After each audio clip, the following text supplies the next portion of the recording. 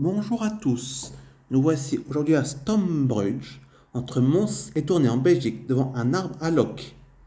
Il ne s'agit pas d'un chêne, mais d'un robinier faux acacia. Ce robinier a quelques 150 ans, il mesure 18 mètres et a une circonférence de 2,33 m. Cet arbre protège une petite chapelle abritant une statue de la Vierge, Notre-Dame de l'Arcompunch, en patois picard. Les arbres à clous ou à loques est un exemple typique de la conjugaison rite païen, l'arbre, et chrétien, le culte des saints ou le culte marial, le culte lié à la Vierge Marie. Ceci est tout à fait explicite dans le rite suivant. Les maux de dents, par exemple, peuvent être guéris si on l'en fait 3 fois le tour de la chapelle, dans le bon sens, en récitant un chapelet, rite chrétien. Mais auparavant, il aura fallu frotter un clou sur la dent douloureuse et le planter dans l'écorce, rite qui révèle des pratiques païennes et magiques. Ainsi, l'arbre est censé recevoir le mal, les puissances maléfiques, les puissances diaboliques. L'arbre, c'est encore le lien entre le terrestre, les racines, et le céleste, les cimières. Les racines vont transmettre la maladie aux puissances telluriques, juste retour à la terre mère. Jadis, les arbres, par leur longévité et leur port majestueux, suscitaient dans l'esprit de nos ancêtres un sentiment de sacre. Aussi les croyait-on capables d'aider les hommes à régler leurs problèmes, notamment de santé.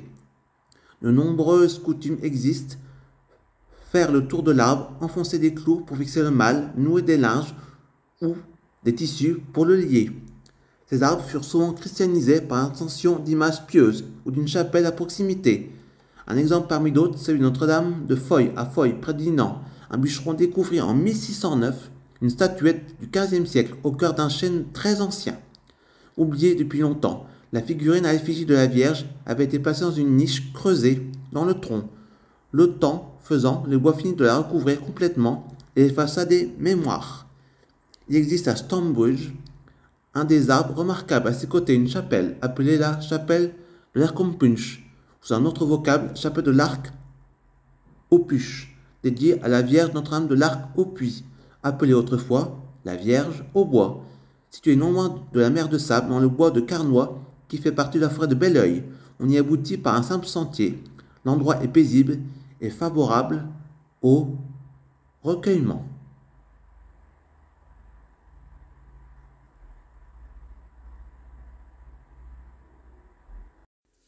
L'origine de l'appellation arc-au-puch viendrait d'une source jaillissante, une carrière aménagée, comme un puits surplombé d'un banc de pierre en forme de voûte, arc-au-puits. L'extraction de la pierre de Stonebridge cessa presque complètement au début du XXe siècle. C'est à cette époque que le puits arqué fut mis hors service et rebouché.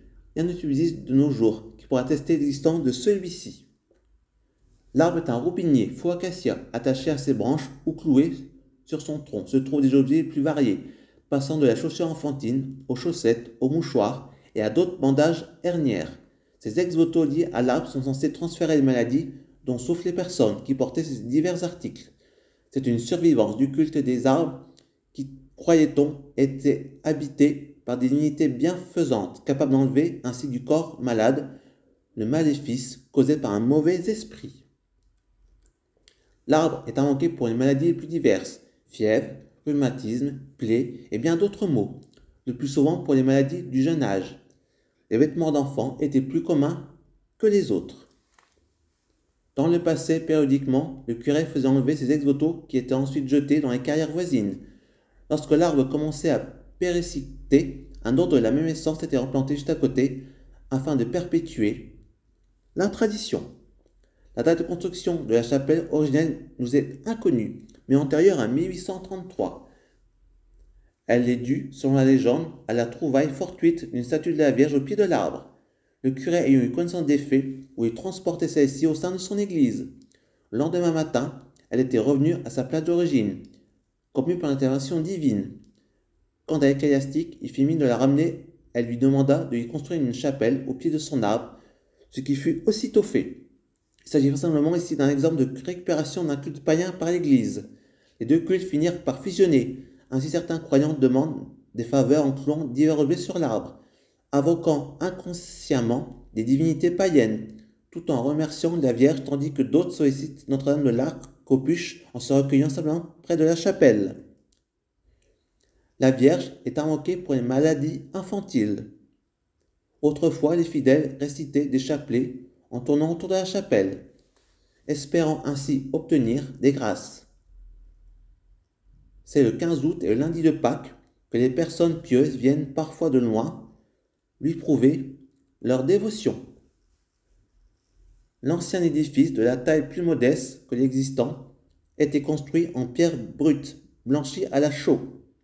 Il fut démoli pour faire place en 1889, comme l'atteste une plaque commémorative à une nouvelle construction, en pierre taillée, extrait des carrières voisines.